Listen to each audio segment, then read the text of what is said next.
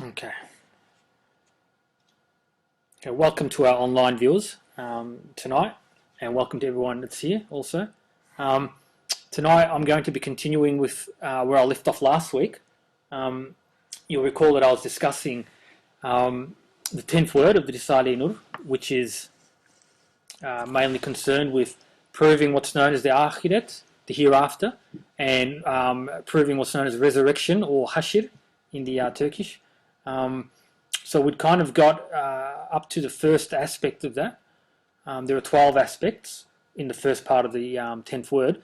Each aspect in a different way proves that the Hashir and the Akhirat must be real, okay? That they do exist, that we definitely are going to be resurrected after we die, right? That we're not going to die at all, we're going to be resurrected, and we are going to go either to paradise or to hell. Okay, so Ustad Said Nursi proves this in 12 different ways, just in the first part of the Risale-i Nur, of the 10th word, and later on he proves it in many different ways as well in the second part of the 10th word. So we're up to the second aspect. I'll just bring my slide up so we can read it together.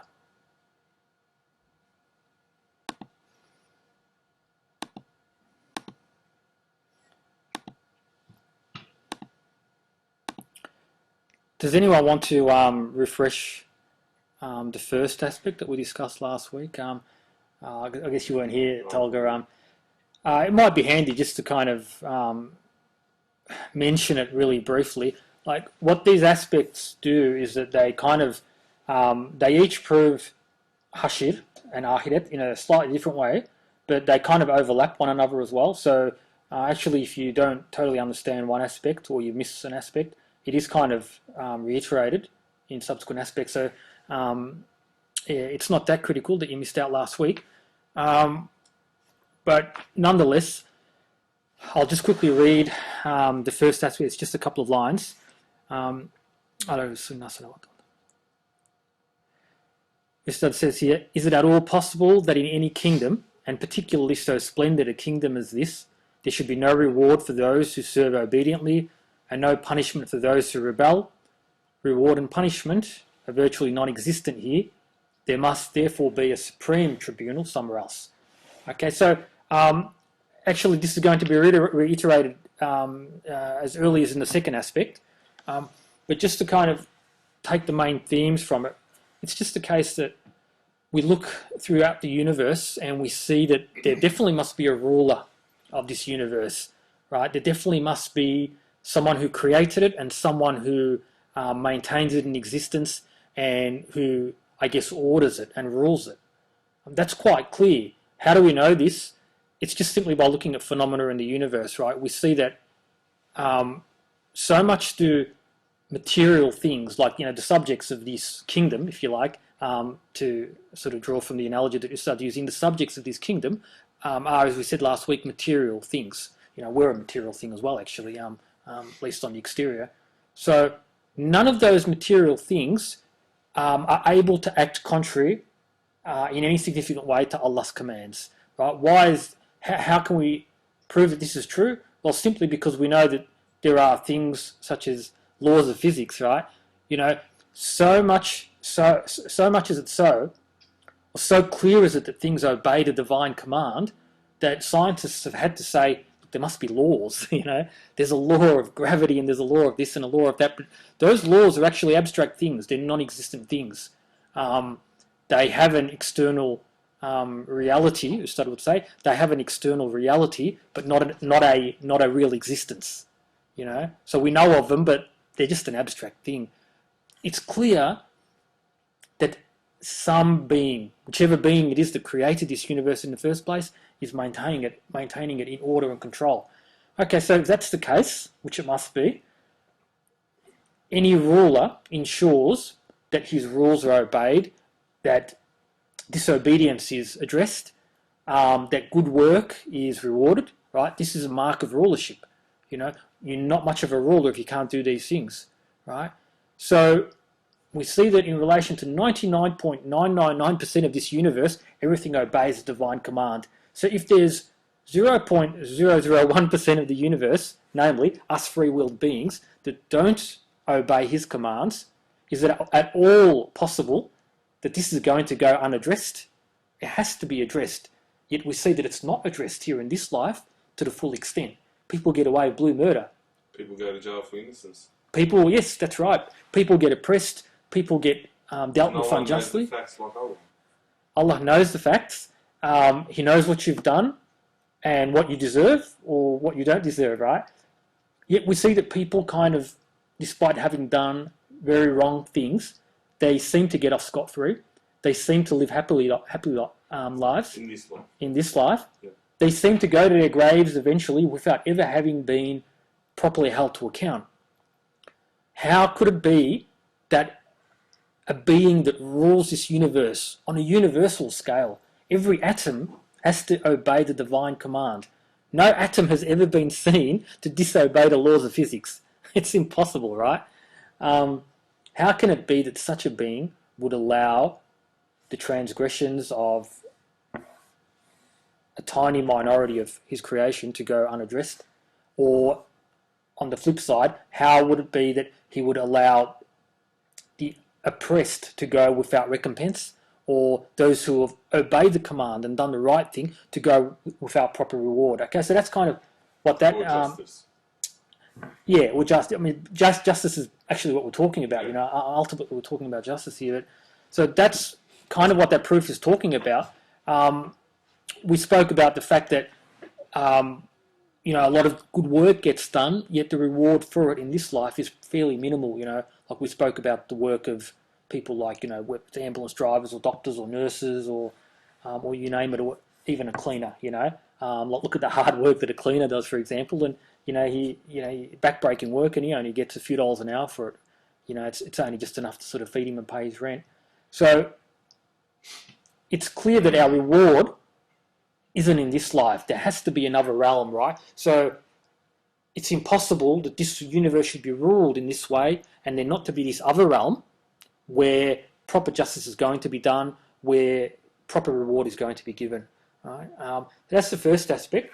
Let's move on now to the second aspect, which we can all read together up here. I've kind of split this second aspect up into two parts, and we'll deal with them individually. I'm going to read the first part. The second aspect. Look at the organisation and administration of this kingdom. See how everyone, including the poorest and the weakest, is provided with perfect and ornate sustenance. The best care is taken of the sick. Royal and delicious foods, dishes, jewel-encrusted decorations, embroidered garments, splendid feasts, all are to be found here. The ruler of this kingdom must possess then great generosity and all-embracing compassion. Now, generosity requires liberality. Compassion cannot dispense with beneficence, but not even 1,000th part of what that generosity requires is to be seen in this realm.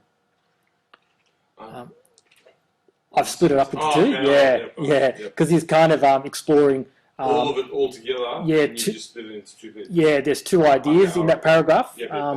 Yeah, I'm kind of splitting it up into that's all right. That's all right.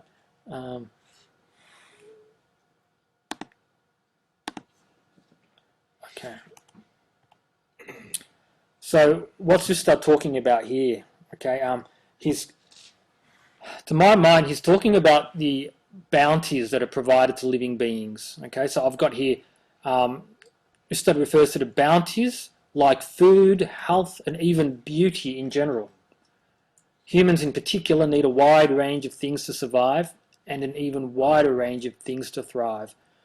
Isn't that true? Like, you know, we need a certain, Tolga, you'll be able to help me here, right? Don't we need a certain range of vitamins, minerals, acids, nutrients of all different kinds, proteins, carbs? Yeah, we need a whole range of things, right? Can our body survive without these things? And sunlight. And yeah. Pretty much everything. Yeah. We need everything, yeah. Now, just coincidentally, all of these things that we require are here for us. Provided. They're provided, and they keep coming on a constant basis, right? They don't run out, right? The air does not run out.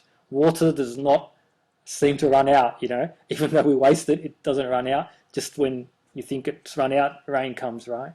But more so, moreover, right, we need other things to thrive. Like I kind of separate the things we need to survive from the things that we need to thrive, like as in to bring out our potential, to bring out the best in us, right? We need a whole range of things, right? We need what we thrive on, beauty of all different kinds. You know what I mean? Like, and when I say beauty, I don't just mean beauty in the aesthetic sense, that as well. I'm referring to that as well, but I mean like the beauty that we see in all things, you know, like, for example, there's a certain beauty in wisdom. There's a beauty in mercy and compassion and people helping one another. There's beauty in every aspect of this universe, right? In every aspect, every facet, there's beauty and perfection. Now, we thrive on all of this, right? Actually, you know, one of the best ways to punish somebody, and we do this often in prisons and, you know, and in war situations, one of the best ways to punish a person is to lock them up in solitary confinement, deprive them of, you know, everything that they normally enjoy, like even light, even sleep, deprive a human being of, you know, all the things that his senses get pleasure from, and it's literally torture for him, you know. Many a person has gone mad as a result. Yeah, we need much more than just food and water, but all of these things that we need, we see that they just keep coming, right? Now, the alternative thesis that all these things come by chance is pretty much impossible, right? It's quite preposterous. The idea that, and we have explored this previously, and we could explore it at the end of tonight again if anyone wants, or on another occasion, but just know for now that chance or evolution or any of those other kind of ideas cannot explain any of this adequately, right? Cannot explain anything, right? We've said in the past that in order to explain any one thing in the universe, like an apple or a tree or any plant that we eat, in order to explain why that exists, you literally need to know how it is that the universe as a whole exists, right? So, look, forget it. Chance and these kind of crazy ideas can't. Sorry? Coincidence? Well, coincidence amounts to chance, doesn't it? You know, these things cannot explain where these things come from. It's quite clear to anyone with insight that what's happening is Allah is providing these things, right? So that's kind of the first thing that we need to understand about this particular proof, right? That we've got this constant provision for all our needs, you know, not just our survival needs, but our thriving needs, you know, our needs that, you know, our I guess, desires, you know. Like, we're not content merely to eat bread and drink water. We want delicious foods, don't we? And sure enough, Allah provides this, right? We're not content with our, you know, happy lives at home and in the career that we want. We still want to go on a holiday every now and again. You know what I mean? Tolga's just been to Thailand, you know. Are you not happy here in Melbourne? Of course you are. You know, you're happy here. But nonetheless, you want to go and see what else there is in other parts of the world, right? You want to see more and more. You want to enjoy more and more. And Allah provides this, right? And He provides it on a regular basis. Okay? So what does all this prove, right? It proves, first of all, that Allah has to exist. And it also proves that He has to be generous. And He has to have power. And a whole range of other things. Plus, like, you know, after all the bad stuff that people do, He doesn't just cut out the apples or cut out the air, or, you know, just even, you know, people murder, they do bad things, and continuous harms, world wars, whatever, and there's still trees growing. So He's more generous than, you know, like even your parents will kick you out after a while. You know, they'll say, enough, get out. You know what I mean? That's a good point. That's a very good point. No matter what we do, you know, as a manifestation of Allah's name Rahim, you know, no matter what, believer or non-believer, you still get your air, your food, your water, your pleasure. You know, maybe you even get more pleasure, you know, for a little while than others. But so that's the first thing that we need to know.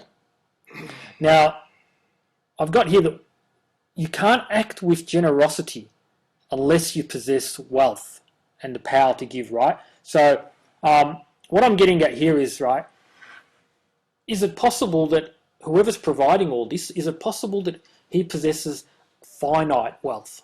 Think about that. Yes. Can he finite, as in a limited wealth? No. Yeah, can he? No. Endless. Why not? Endless, because eventually it would run out then.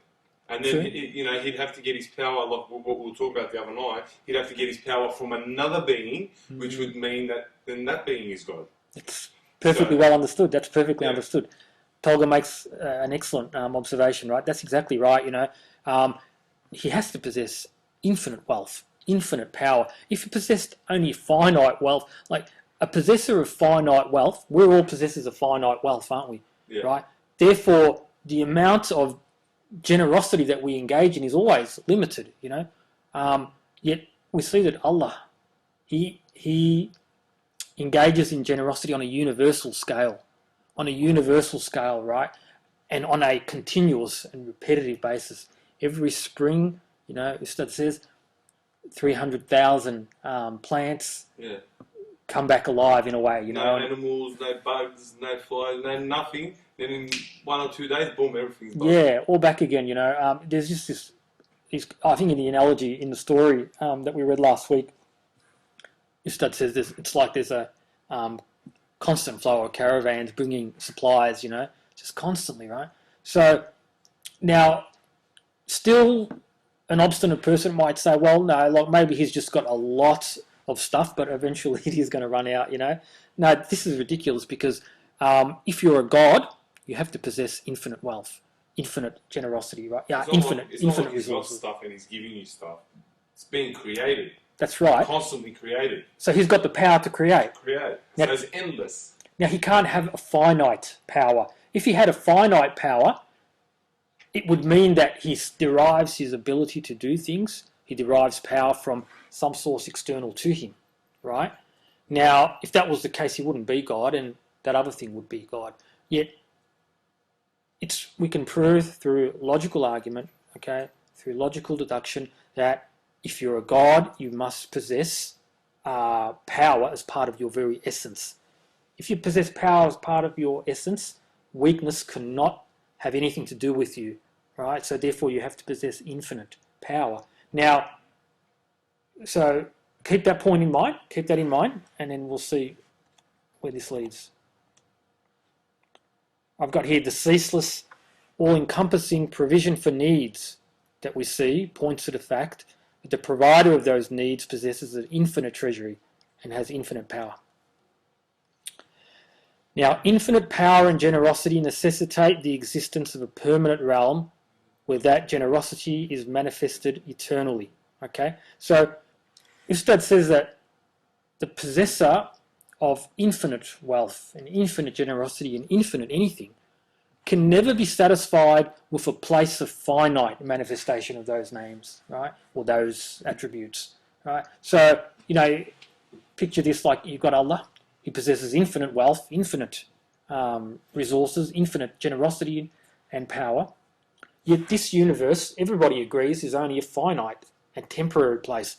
Even an atheist scientist will say that, yes, this universe will eventually die. All the stars will burn out. It might even collapse back in on itself, or it might expand out into nothing, depending on which theory of cosmology you believe in. Or black matter might suck it all up. Yeah, black holes or whatever. Yeah, there's a whole range of ideas, but nobody really disagrees that this is a finite realm. Yet we've just proven that there's a possessor of infinite wealth here, right?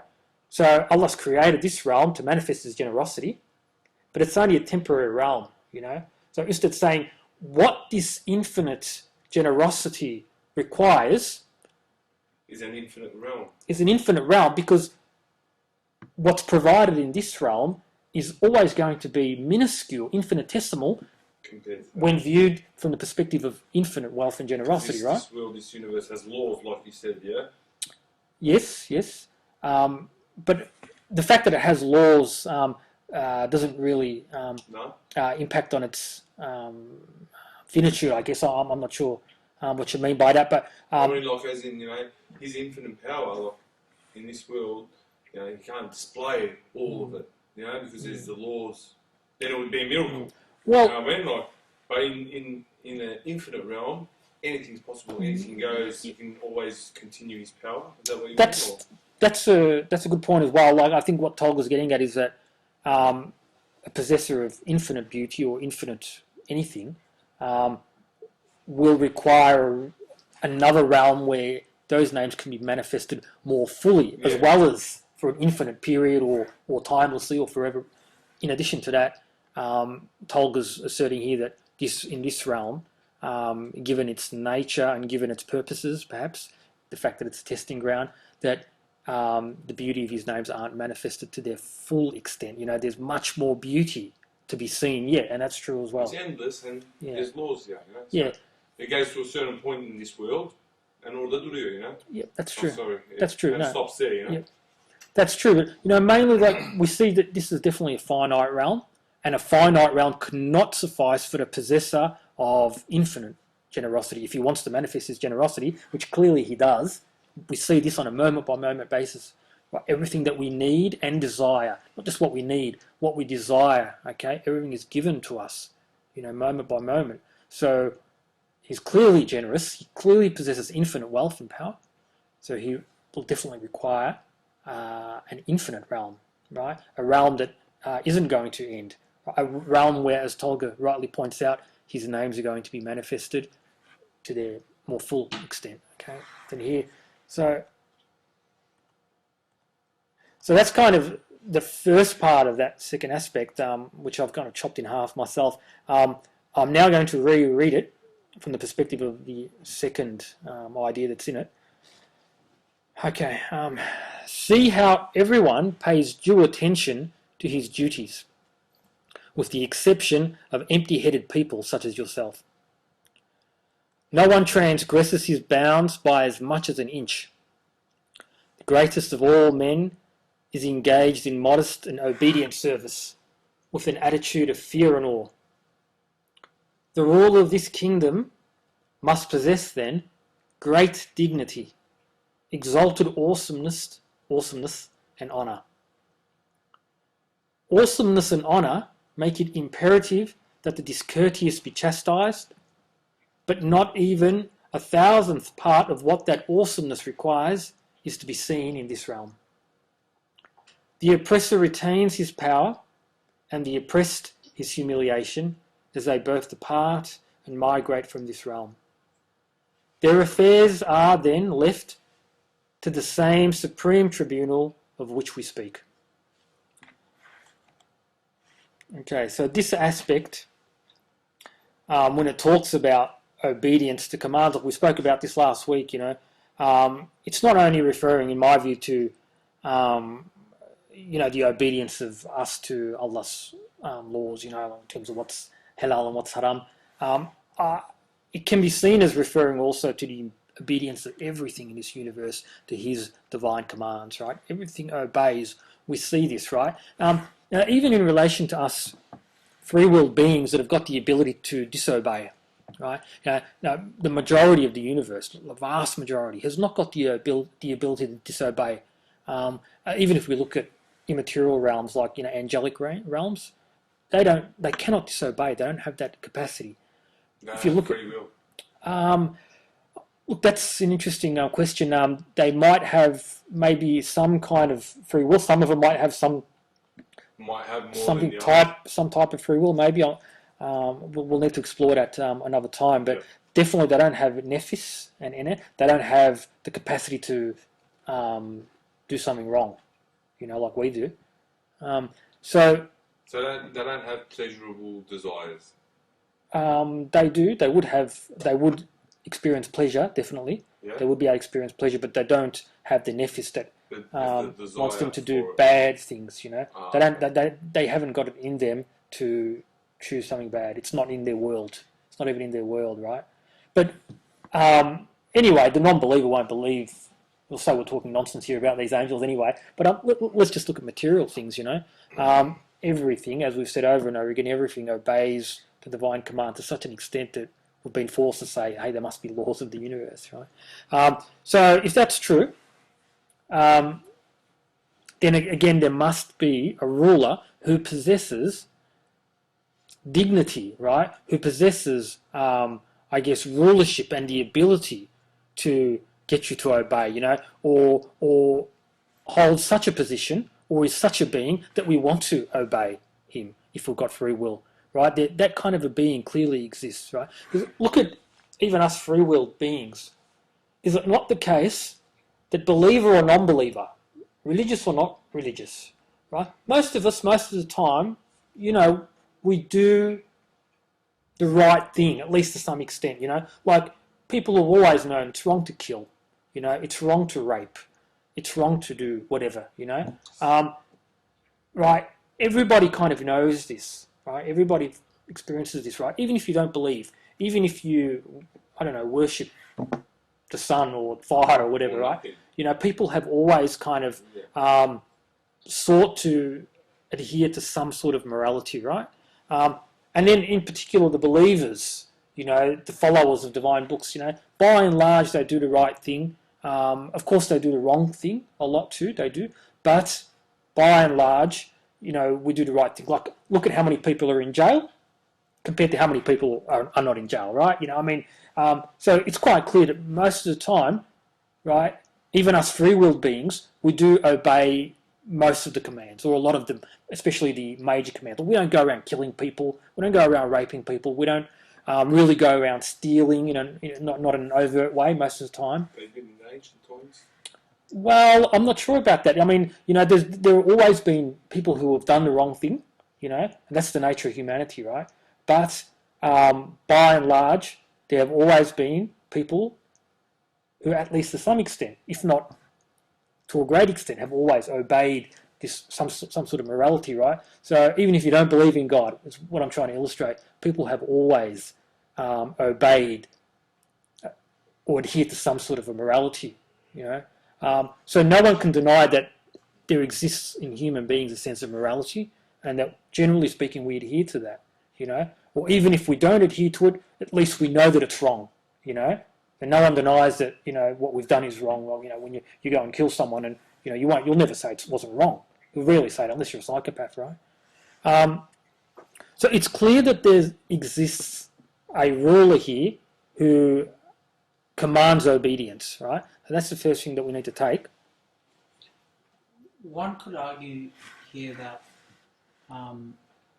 that everybody's acting in accordance with their pleasure. Yep. So it's not because of the dignity and his awesomeness. Rather, he has directed all beings to act towards his goals and aims due to the existence of pleasure which he has provided in their duty. So one could argue that here. So that's not incorrect. There is a pleasure. There is a pleasure in all things like that. Definitely. But I would argue. Because when you're acting, I guess towards a being, this might be not just God, other things that have dignity and awesomeness, doesn't necessarily mean that it's in your pleasure. It's profitable or any of those things. It might just be the fact that because of their honor and dignity, and I guess it's status, that you act in that fashion from respect. And that's what I'm saying. So that's the argument that I'm making, right? Which I'm just about to get into dignity. Say, but could that be? Well, someone could argue that it could be due to pleasure. What I would say in immediate response is that the reason why you get a pleasure from that is because Allah has created you such that you derive pleasure from good things. You know what I mean? So we even get pleasure from worship, right? Like we get a measure of pleasure from worship. So you can't really argue that we do it. Make this point, then? Yeah, that we do it. We don't do it for the pleasure per se. It's pleasurable, I would argue, because Allah has made it pleasurable. Otherwise you would need to be able to adequately explain why it is that we feel pleasure in the first place. Yeah. And you cannot account for you can't account for pleasure or any perception whatsoever in the absence of positing and not, immaterial. Not disagreeing Yeah. with that part. Yeah. That's what I'm saying, that they could claim that that's how God has created it. Yeah. But that does not necessarily mean it's due to His dignity and awesomeness that we are acting in that way. You're saying it's because we get pleasure from it. That's what I'm saying. Yeah. They could argue that. So there's got to be a distinction here. That's There fine. should be I'll a accept way of that. distinguishing I'll it. say if you. I'll say that if you. There would be a way of distinguishing between the two, though. I'm sure if Bezaman's written it there would be an explanation for it. The thing is that there is a pleasure in all. Just in action, there's pleasure. You know what I mean? In all good things, there is a pleasure. Like Allah, Ustad says elsewhere that Allah provides that immediate reward. You know, believer or non-believer. So, you know, I would still argue that the reason why you feel pleasure, for example, and I'm going to give some examples in relation to dignity shortly, but you know, there's a person deserved of respect, right? And therefore you show him respect, and when you do so, you feel pleasure. Or there's a person who needs help. You know, like, I don't know, like you've probably seen a guy who's, you know, broken down and needs his car to be sort of pushed down the hill or whatever, and you get out and do that voluntarily, and then you feel a pleasure. Now, I think it's pretty useless to argue, I guess, from the materialist perspective. It's pretty useless to argue that he did it for the pleasure. You know, how can you substantiate that he did it purely for the pleasure? He did it for the pleasure. I'll say if he did it for the pleasure, that's fine. You know, because Allah has made that pleasure a necessary concomitant of that act anyway, of that act of helping. You know, you can't separate the pleasure from it, so that's fine. If he did it for pleasure, that's no different to saying that he did it because he wanted to help the guy, and it just so happens that helping people is always pleasurable. So it doesn't matter. You know, that's kind of how I'd see it. Okay, so coming back to my slide here, I've just got, there's an all-encompassing obedience to laws everywhere in the universe. The only exceptions are free-willed beings like us, who break laws only through the insubstantial act of choosing what is outlawed. But apart from this, even the sinful are obliged to obey. They can only transgress to the extent allowed by Allah. Okay, so we're just pointing out here that definitely everyone obeys the divine commands. Okay, even free-willed beings. You know, they do the wrong thing quite often, but you know, again, they only got the ability to choose to do wrong. Actually, carrying out the wrong thing again relies on Allah's power anyway. So now this all-encompassing obedience and dutiful service performed everywhere by beings points to the existence of a ruler of infinite power, majesty, grandeur, and dignity. And I've just tried to use the names of Allah that will correspond to these appellations here. Malik, who is Qadir, Azim, Jalil, and Aziz. I hope I've got that right. We can change that if necessary. But so I just want to speak about all this now. Isn't it true, right, that the greater a ruler's rulership, the greater their power, right, the greater the extent to which they can compel you to obey. You know, so think of, for example, some of the failed states or some of the dodgy governments in, you know, war-torn places in third world countries. They can't really get their citizens to obey their laws. Some of these lands are lawless. You couldn't really say that the rulership of those governments, right, or if it's not a government or a dictator, whoever's in control there, you can't say that their control is very strong. You know, their rulership is very weak, right? But on the other hand, when you see a place like Australia where pretty much, you know, anytime you do something wrong, most of the time you're going to be held to account for it. You might get away with certain minor things, but if you kill someone, I mean, look, you know, I think in 80 or 90% of occasions you're going to be caught. You know, I think the clearance rate for murder is over 80% by police all throughout the world, you know. Most of the serious crimes, you know, you're going to be, so long as there's a proper functioning rulership in that place, right? So now, when we look at the universe, we see that there's just like a perfect obedience, right? A perfect obedience. So therefore, Allah's rulership must be absolute.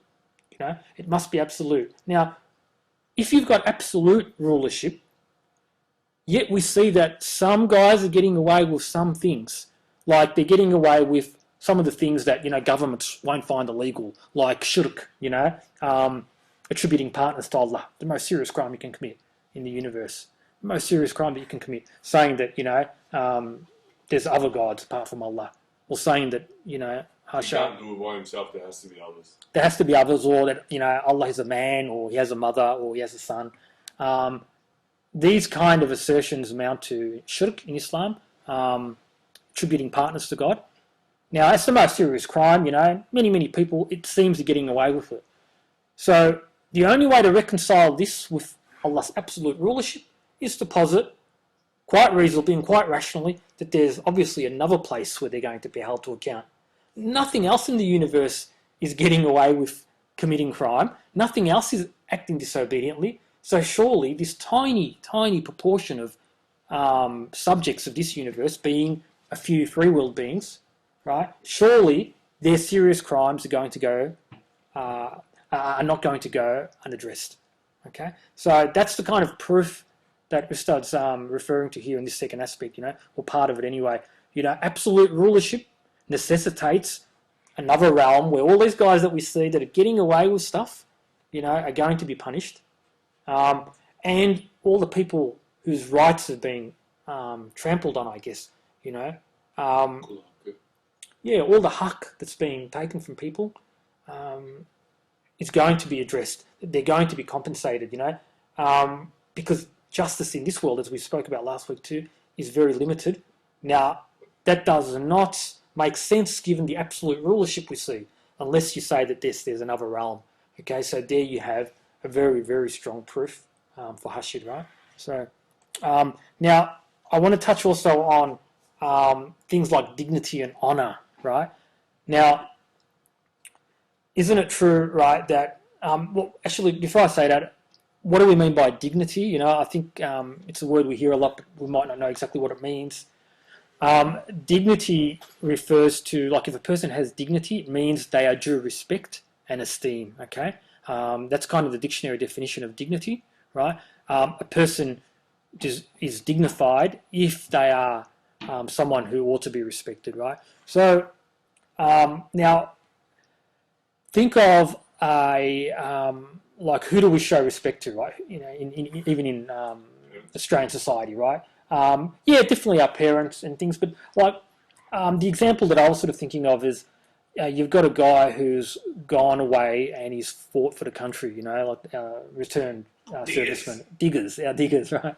The guy goes off and he fights for the country. Now, our very freedom is thanks to him and to guys like him, right? We literally owe him our freedom, if you want to look at it from that respect. So the guy comes back. Now, he's missing an arm, he's missing a leg, when this guy walks around and gets on a train, immediately you give up your seat for this guy, don't you? Nobody denies that this is a dignified person. This is a person that we hold in high esteem, in high regard. We respect what he's done, right? He's deserved of respect. He's a dignified person. And if you're discourteous to this person, it has to go punished, right? Like, it has to get punished. For example, going back to my little example of the guy on the train, you've got any elderly person, doesn't even have to be a guy with only one leg. You've got an elderly person on a train and there's no room, so they're standing up, and you've got a younger person, fit and healthy young person, sitting down. Now, when a policeman comes onto that train and asks that person to get up and give up their seat, which they should have already done anyway, and that person refuses, is it in any way possible that the person would be let off? No. Come on, reasonably. If they're sitting in the back, those seats that are facing that way, in the train, you get fined. It's 150, I think, now. Let's say that the old person, the digger, says, "Oh, look, come on, don't fine the guy on my account. Don't worry about it." Is it still possible, or is it reasonable? Is it just if that person goes unpunished? No. It's impossible, because in Australia it's not anyway. They'll still charge him, even if the person, who's copped the fine, Yeah, You've got experience in these matters, it sounds like. Yeah, Okay. you still get charged. The cops have the final say. Yeah. So what I'm saying is, like, what I'm just trying to illustrate is where dignity is, I guess, infringed upon. I guess where a person who deserves dignity and respect is acted against discourteously, it has to be addressed, right? Now, no one will accept that person being let off the hook there, right? Now, we look at Allah and we owe him, I guess, respect and esteem to an infinitely greater extent than the old person that I just referred to on the train, okay? To an infinitely greater extent. Why? Because we discussed in the earlier part of this second aspect that he's provided for all our needs, right? I mean, what can you put a dollar value on your existence? You cannot. Can you put a value on things like life and all the faculties and emotions and all the tools that we have with which to experience pleasure? Like every faculty that we've got, you know, whether it's our sense of touch, sight, hearing, you know, our desires, you know, like our ambitions, our desire to be exhilarated and to be excited and things like that. You know, all of these faculties have been given by Allah, and the things that those faculties need and desire are also provided by Allah. You know, just the fact that we exist, right? Just the fact that we exist, even if we're in agony, the fact that we exist is a massive, massive blessing that requires us to have infinite gratitude, infinite respect for Allah. Okay, He rules the entire universe, right? Thanks to the existence of this entire universe, we can survive, right? Like we've discussed in previous weeks, Tolga, that if any aspect of this universe was changed, right? Yeah. Any aspect of it was changed at all, it would not be able to sustain life, you know. So it seems as though, the other night as well. yeah, it really seems as though Allah has created this whole universe for us, and in one respect that's true, right? In other respects it's not true because it's been created, as we know, largely for Allah. Most of the reason why the universe exists looks to Allah, but at least one aspect of it looks to us, you know, and we need the entire universe to basically be able to survive, you know. Now Allah has provided all of this, right? So surely His dignity is absolute, right? The extent to which He deserves respect and esteem is absolute, okay? Now, if that's true, how can it be, right? How can it be that those who have been discourteous to Him or to His subjects or to His kuls, right? How can it be that this can go unaddressed? Yet we see that people are getting away with things here in this life. They're you know, living happy lives and eventually going to their graves unpunished in the worldly sense. So again, it necessitates the existence of another realm where His dignity is upheld, where His rulership is manifested, okay, to its full extent, and that's not being done here, so it's going to be done there. It's clearly deferred, okay? True justice is deferred. Because, I mean, consider this, right? There's actually, when you infringe against a being like Allah, when you infringe against Him, there is literally nothing that can be done to you, right? There is no adequate punishment that can be meted out to you in this universe. Do you know what I mean? Even if you were tortured for every moment of your life, it still wouldn't be sufficient recompense for what you've done, right? Like, let me ask this, Tolga, right? Let me ask this. Think of, I don't know, someone like, you know, Hitler or whatever, some mass murderer, you know, he killed 6 million people, you know, they say. He killed millions and millions of people, right? Whatever. Now, what can you do to this guy to serve justice? What can you do? What if you tortured him for the rest of his life? I mean, It doesn't bring the lives back. Like, how long can you torture him for before he'll die anyway? I mean, you know, you probably could torture him for a certain extent, maybe for a few years. Eventually he's going to die, right? What can you do to this guy in this universe that's going to serve justice? There's nothing, right? Now, what if you commit a crime infinitely greater than that?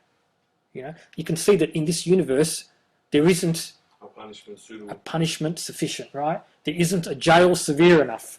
You know what I mean? There is not a jail or a punishment severe enough, you wouldn't be able to survive it.